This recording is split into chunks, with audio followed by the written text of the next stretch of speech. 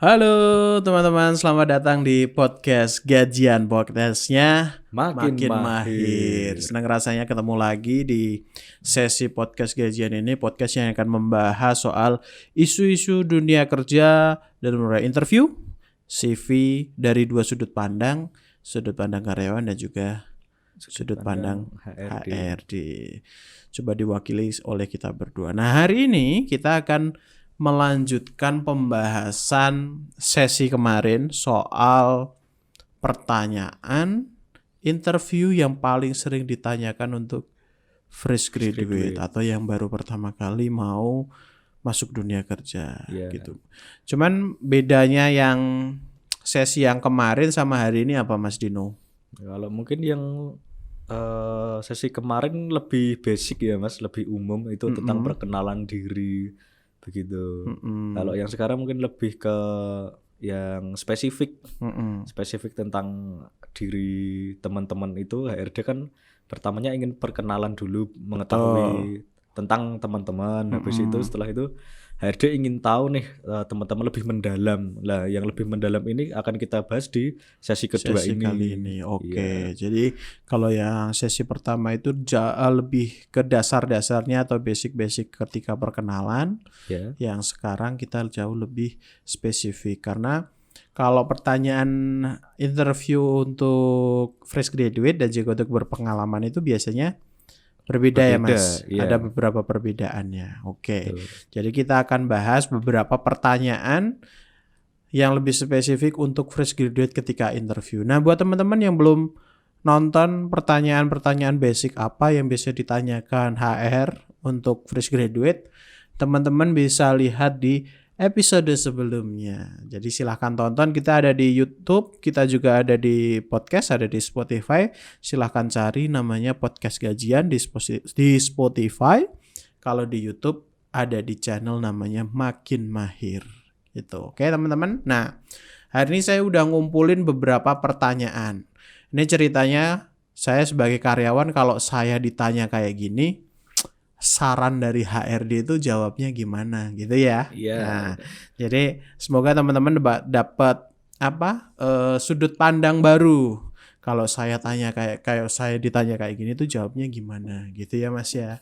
Oke. Kita langsung ke pertanyaan pertama yang biasa sering ditanyakan itu soal pengalaman organisasi atau magang dulu ketika sekolah atau ketika kuliah.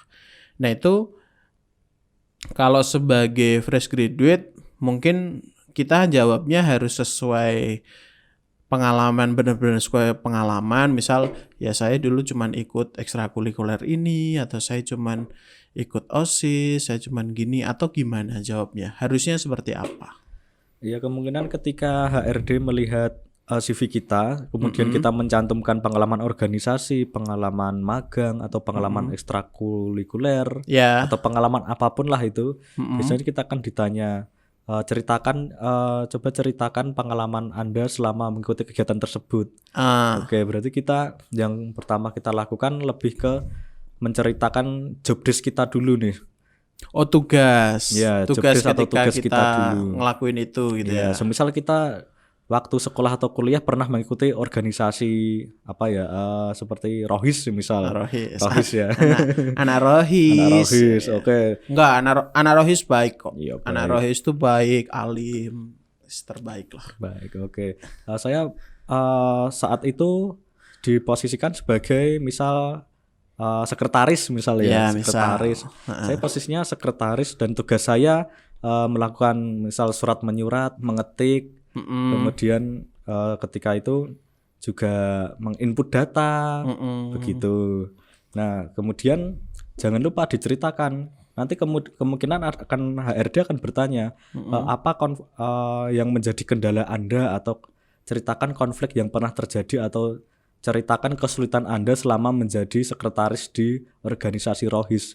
Oh gitu. Ya, sementara itu juga kemudian setelah kita menjelaskan tugas kita juga perlu nih kita jelaskan kesulitan kita di mana. Ketika sudah menceritakan kesulitan, kita juga ceritakan bagaimana sih cara kita untuk mengatasi kesulitan tersebut. Oke. Setelah menceritakan kesulitannya, kita juga tentu dong kalau kita sudah berusaha mengatasi, kita juga perlu melihat hasilnya bagaimana. Oh, apakah berhasil atau enggak Iya, gitu apakah ya. berhasil atau enggak. Jadi tujuan HRD bertanya seperti itu untuk mencari tahu bahwa bagaimana sih cara kita menyelesaikan permasalahan dan hasilnya tuh bagaimana sih, sesuai harapan atau tidak begitu.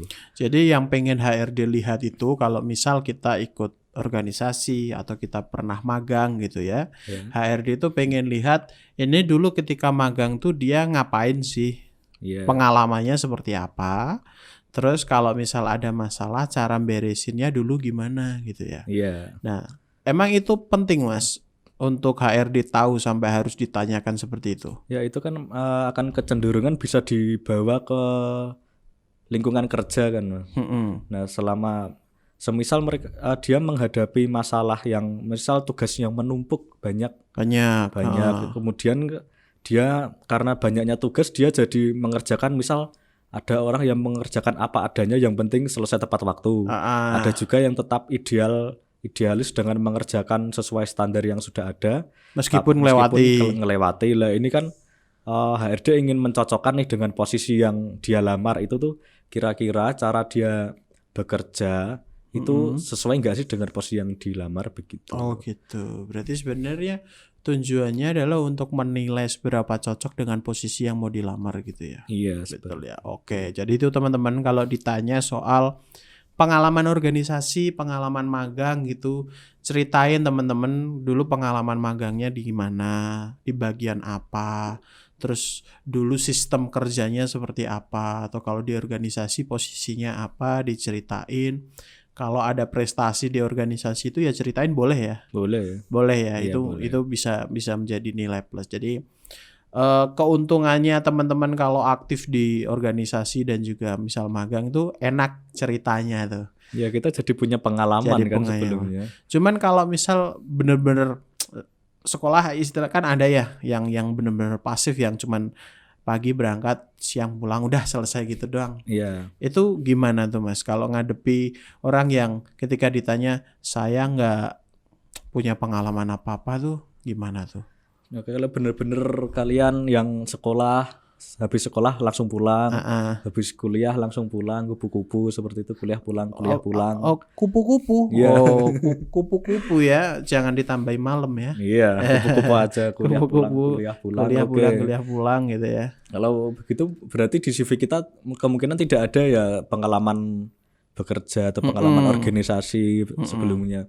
Oke, mungkin ketika ditanya HRD pengalaman apa yang bisa ditanyakan ya, menceritakan. Oke, kita bisa menceritakan misal kegiatan yang kita sukai, seperti kegiatan sehari-hari, hobi kita tuh apa sih. Nah nanti mungkin dari HRD bisa mengembangkan dari hobi Anda saudara itu apa yang membuat kesulitan yang dihadapi untuk melaksanakan hobi tersebut. Mungkin kita juga bisa menceritakannya. Oke. Hobi kita apa sih? Kemudian kesulitannya apa? Untuk mengatasi kesulitan itu bagaimana? Kemudian hasilnya apa? Oh gitu.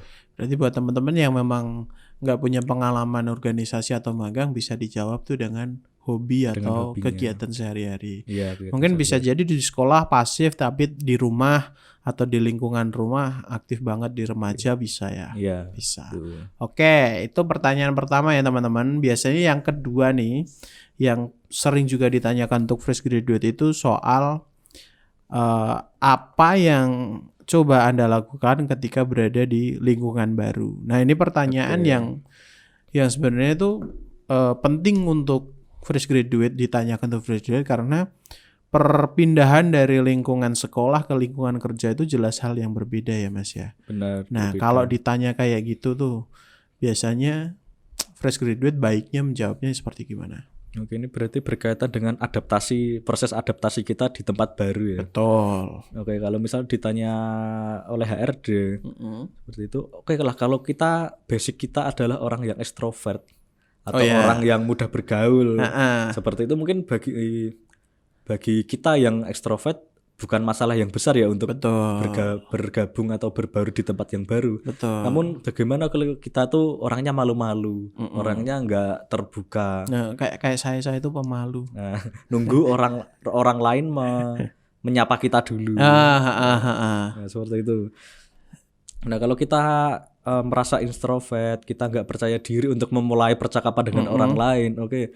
Mungkin di awal kita mengakui kalau kita itu introvert. Orangnya introvert. Nah, namun dengan kita menjawab introvert tentunya itu kan kelemahan ya. Betul. Kelemahan, dan kemudian kita balik lagi seperti yang di episode lalu, Mas. Oh ya, ketika ditanya apa kelemahan Anda gitu ya. Ketika kita telah menyebutkan kelemahan, kita cover dengan menyebutkan kelebihan. Nah, meskipun saya introvert, mungkin bisa dijawab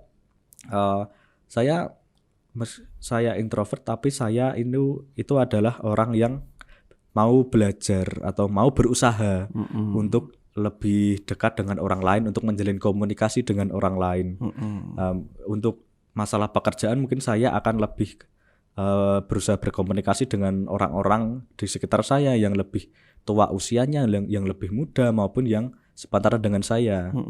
Gitu. Yang intinya adalah jangan kita hanya menyebutkan kelemahan kita saja, namun kita balik dengan kelemahan itu menjadi kelebihan, seperti itu. Gitu. Jadi kalau ditanya soal cara adaptasi ya balik lagi dulu sama diri kita dulu. Kita tuh termasuk orang yang mudah bergaul atau enggak gitu ya. Iya, tunjukkanlah bahwa kita itu orangnya mau berusaha. Nah, yang penting itu tunjukkan kalau sebenarnya HRD nggak peduli juga ini orang mau berusaha, ini orang tuh introvert atau ekstrovert tuh sebenarnya nggak peduli juga. Tapi gimana caranya kita bisa meyakinkan dengan jawaban bahwa kita tuh mau berusaha. Iya. Mau berusaha untuk adaptasi. Mau menerima perubahan. Gitu. Kenapa HRD harus nanya soal ini? Pentingnya apa? Ya, karena ini kan tentunya bekerja adalah sebuah tim ya. Kita tidak dapat bekerja sendiri-sendiri. Nah, apabila kita dengan lingkungan kerja kita tidak dapat berbaur, maka kita tidak akan menemukan chemistry antar sesama karyawan atau sesama rekan kerja. Kalau tidak ada chemistry untuk membangun sebuah tim yang kompak, yang kuat, tentunya kan akan sulit. Oke. Gitu. Jadi salah satu pertanyaan yang cukup penting ya, Mas. Iya. Pertanyaan yang cukup penting, jadi teman-teman harus hati-hati jawabnya gitu. Tunjukkan bahwa teman-teman akan berusaha semaksimal mungkin untuk bisa adaptasi gitu ya. Iya, benar. Gitu. Oke, mungkin bisa dijawab kalau misal pas istirahat itu saya akan coba untuk deket sama senior atau sama rekan kerja gitu ya, untuk ngobrol di luar jam kerja biar lebih deket gitu. Ya, pintar-pintar kalian saja bagaimana caranya untuk bisa bergaul dengan orang. Kan banyak cara kan, seperti ketika istirahat kita mendekati, mungkin nggak semuanya langsung kita dekati ya. Mungkin 1-2 orang yang kita lihat, wah ini kayaknya si Mas ini atau Mbak ini cocok untuk ngobrol. Oke, kita ngobrol dengan salah satunya aja. Betul. Kemudian setelah itu besok kan pastinya akan bertambah nih orang teman-teman yang akan dekat dengan kita. Gitu, nggak harus semuanya dalam satu waktu kita dekati semua. Jadi bertahap gitu ya, bertahap dan dilihat. Mungkin bisa jadi di divisinya dulu dengan rekan sebelah mejanya dulu. Mulai dari yang terdekat dulu. Betul. Jadi jawabannya adalah jawaban yang teman-teman harus bisa meyakinkan bahwa saya itu akan berusaha untuk adaptasi. Iya, dan kelihatan usaha dan kelihatan berproses. Ya, betul. Karena kalau sampai nggak bisa komunikasi juga repot. Iya. Ya, oke. Kemudian pertanyaan yang paling sering selanjutnya ditanyakan adalah apa pencapaian atau prestasi terbaik Anda selama ini? Mungkin kalau untuk fresh graduate lebih ke akademik bisa jadi, atau non akademik juga bisa jadi. Nah, itu jawabnya gimana? Mungkin kalau yang udah punya prestasi bisa ya. Oh, saya pernah juara ini nih, saya pernah ikut lomba ini nih. Atau mungkin nilai ujiannya atau IPK-nya tinggi. IPK saya tinggi gitu. Nah, bagi orang yang B aja gitu, yang B aja gitu Mas. Karena mesti kalau dibuat presentasi yang B aja sama yang A, mesti banyak yang B aja dong. Iya. Itu gimana tuh jawabnya tuh? Ya mungkin kalau dari sisi non akademik maupun non akademik, kita pernah lomba, kita nilai kita tinggi kan menjadi kebanggaan pastinya. Betul. Dan pastinya di CV akan kita tulis dengan jelas kan. Betul. Tapi gimana sih kalau yang selama sekolah, selama kuliah nggak pernah ikut lomba, nilainya biasa-biasa aja. Mungkin kita lihat, kita pernah kan, misal kita pernah nggak sih ikut organisasi, ikut magang atau ikut PKL atau pengalaman bekerja sebelumnya lah, pengalaman yang ya mungkin bekerja mungkin belum full time ya Mas. Betul. Nah, kita lihat semisal ini, saya kasih contoh aja ya. Iya, contohnya. Saat saya pernah magang di kantor X misal, posisi saya mungkin sebagai admin. Oke, sebagai admin. Nah, selama menjadi admin, ketika itu masih serba manual inputnya. Oke, dan ketika saya magang di sana, ada sejumlah rekan saya atau atasan saya yang sedang merubah input manual itu menjadi input yang otomatis atau memiliki sistem baru. Nah, di situ saya ikut belajar. Jadi kemampuan saya yang awalnya dari manual menjadi serba otomatis, menjadi sistem. Nah, bagi saya itu prestasi Pak atau Bu. Kenapa? Soalnya orang-orang di tempat lain kemungkinan tidak akan mendapatkan pengalaman seperti saya.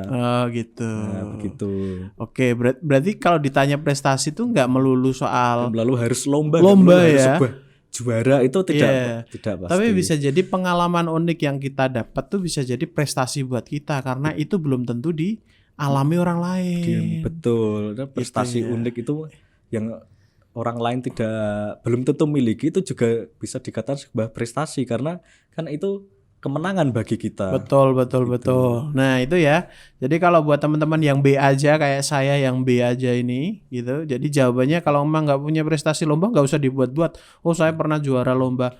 Nggak perlu juga juara lomba 17 Agustus dikasih tahu ya. Iya. Nah, itu nggak penting juga gitu. Apa yang kita dapatkan selama di tempat magang di organisasi itu merupakan prestasi bagi kita. Gitu. Nah, karena itu sudah secara tidak langsung kan sudah mengupgrade skill kita ya. Betul. Nah, jadi teman-teman jawabannya nggak harus melulu soal prestasi lomba, bisa ke yang lainnya. Contohnya yang tadi itu. Iya. sorry. Suaranya agak nggak enak. Batuk Pak Budi. Iya, batuk. Oke, selanjutnya biasanya pertanyaan yang ini cukup sering juga ditanyakan soal kontribusi apa yang bisa Anda lakukan atau bisa Anda berikan untuk perusahaan ini atau di posisi ini. Nah, kalau untuk fresh graduate sebenarnya ditanya kayak gini tuh kayak bingung gitu, Mas. Iya, oke. Karena belum pernah punya pengalaman di posisi ini, kemudian ditanya mau kontribusi apa. Gitu kan bingung belum tuh. Belum bekerja baru pertanyaan kali ini kontribusi. Itu jawabnya gimana tuh? Oke, mungkin untuk pertanyaan mengenai kontribusi ini tidak untuk semua posisi ya, Mas. Mungkin untuk beberapa posisi yang strategis aja. Betul. Nah, misal saya kasih contoh apabila ditanya apa kontribusi yang Anda berikan. Semisal untuk posisi HRD. Iya. Untuk posisi HRD misal untuk rekrutmen gitu ya. Untuk membuka posisi rekrutmen. Oke, ketika ditanya apa yang kontribusi yang Anda berikan untuk posisi HR rekrutmen. Oke. Mungkin kita bisa cari tahu dulu. Mungkin saya akan cari tahu dulu apa sih yang ada di dalam rekrutmen itu, pekerjaannya apa aja. Kemudian apa sih kekurangannya, apa yang bisa ditambahkan atau dikembangkan lagi, itu akan saya lakukan. Oh gitu. Oke, contohnya misal untuk HR rekrutmen, selama ini rekrutmen tidak menggunakan alat tes misal ya. Yeah. Nah, setelah ini saya ingin berkontribusi untuk mengadakan atau mengajukan sebuah alat tes untuk supaya ketika melakukan proses rekrutmen itu akan lebih ideal lagi. Itu contohnya begitu. Nah, namun untuk seperti posisi-posisi yang umum, posisi umum yang setiap harinya ya kerjaannya ya sama terus. Misal ya admin ya misal admin, kemudian sales gitu. Itu ya. Jawabnya biasanya gimana tuh untuk pekerjaan-pekerjaan kayak seperti gitu? itu kan itu sebenarnya kita lihat dulu nih. Sales admin itu kan setiap hari pekerjaannya sama ya. Sama ya, itu kita mungkin tidak akan membicarakan seperti yang di HR rekrutmen tadi yang saya akan menambah ini. Nah, seperti itu kita lihat dulu apa sih yang sudah dilakukan untuk di orang-orang sebelumnya di posisi ini. Itu tuh biasanya ngapain aja, kemudian kekurangan dari mereka tuh apa aja, kemudian yang bisa ditambahkan itu apa saja. Nah, seperti itu mungkin saya membutuhkan waktu untuk itu begitu. Jadi harus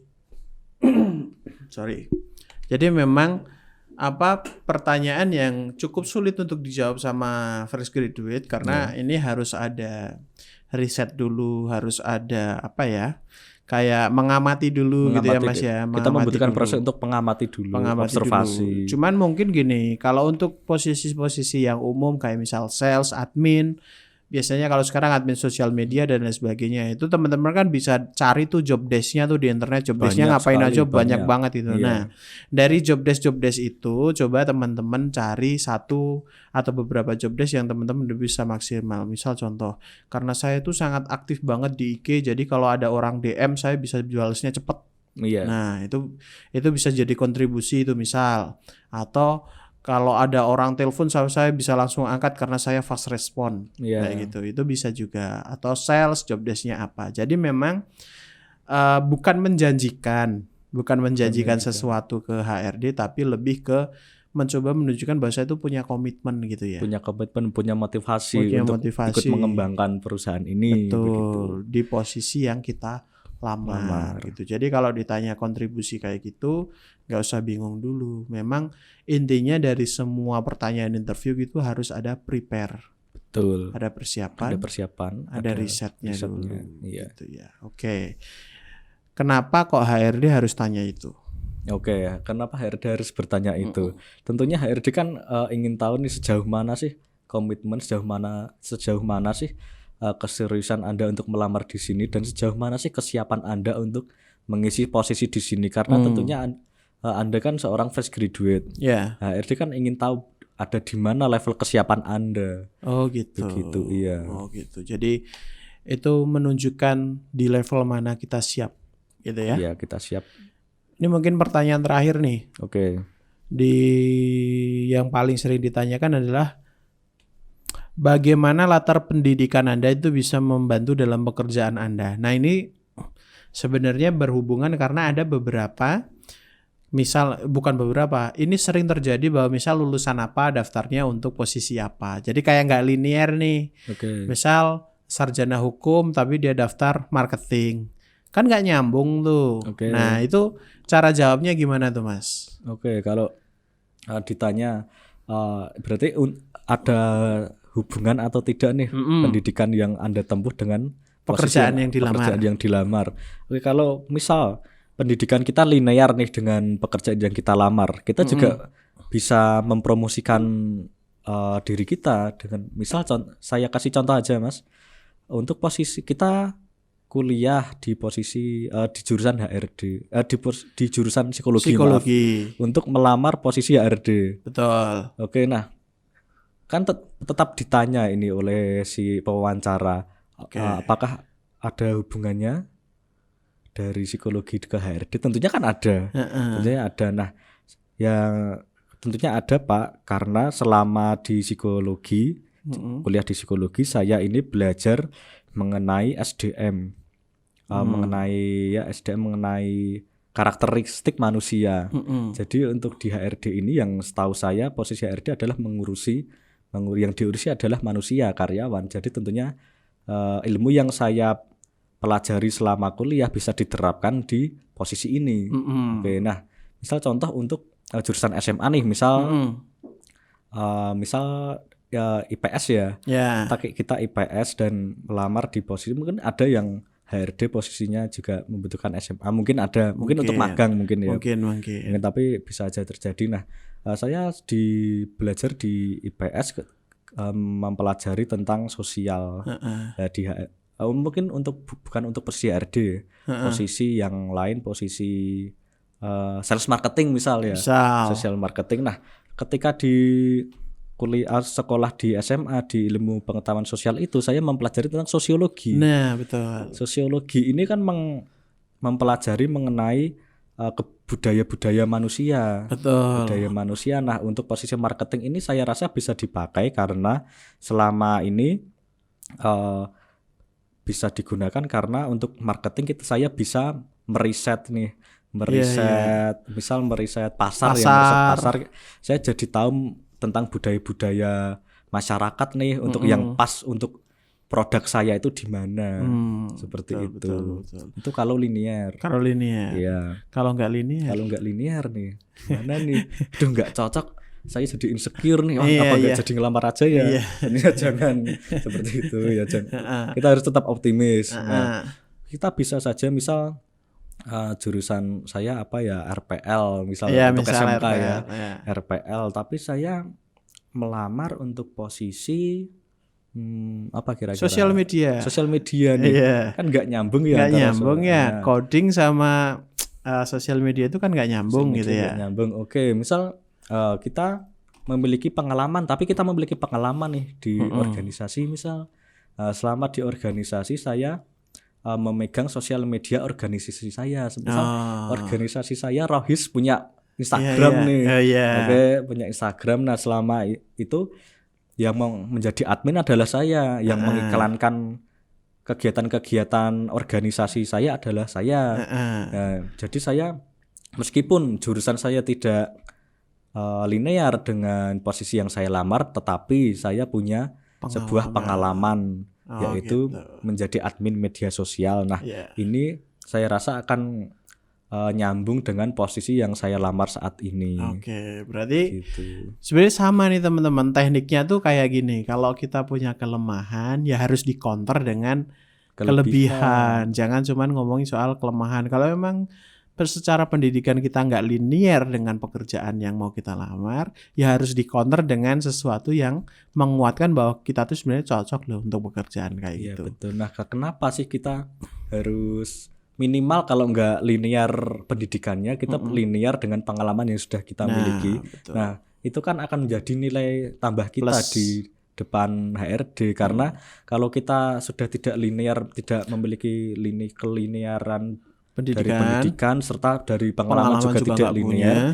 kan dari kandidat-kandidat yang lain yang mungkin linear atau memiliki pengalaman, kita nilainya akan kalah nih dengan pesaing kita. Karena gini teman-teman, perusahaan itu nyari fresh graduate itu bukan berarti benar-benar yang nol ya. Bukan berarti yang benar-benar basic gak bisa apa-apa. Nggak mungkin juga perusahaan mau kayak gitu kan. Mereka juga akan mencari fresh graduate yang punya kualitas. Jadi kalau teman-teman sekarang lagi mau cari kerja dan coba dilihat CV-nya masih banyak yang bolong, masih banyak yang kosong, ya yuk diisi dengan beberapa kegiatan yang lebih produktif gitu ya Mas Dino. Jadi itu tadi poinnya adalah kalau jadi fresh graduate memang ada beberapa pertanyaan-pertanyaan khusus. Tadi udah kita bahas, ada 5 tadi. Yang sebelumnya juga ada pertanyaan basic sudah kita bahas. Jadi harapannya teman-teman fresh graduate yang hari ini mau kerja atau lagi cari kerja, podcast kita bisa membantu menjawab beberapa kemungkinan yang akan muncul nih, yang akan muncul ya, syukur-syukur muncul. Tapi sekali lagi apa yang kita bicarakan, apa yang kita sarankan itu berdasarkan pengalaman. Jadi silahkan kalau teman-teman suka diambil, kalau teman-teman tidak suka tidak usah diambil. Kalau misal teman-teman mendapatkan insight lain dari sumber yang lain juga nggak apa-apa gitu ya. Karena tujuan kita cuman mengedukasi. Jadi itu tadi podcast gajian untuk sesi kali ini. Kita masih akan ketemu lagi di podcast gajian selanjutnya, akan membahas banyak hal ya Mas ya. Dari mulai interview, CV dan lain sebagainya soal dunia kerja. Dan jangan lupa subscribe channelnya kita di Makin Mahir dan juga follow Spotify kita, akun podcast kita, podcast gajian. Terima kasih, sampai jumpa lagi. Dadah.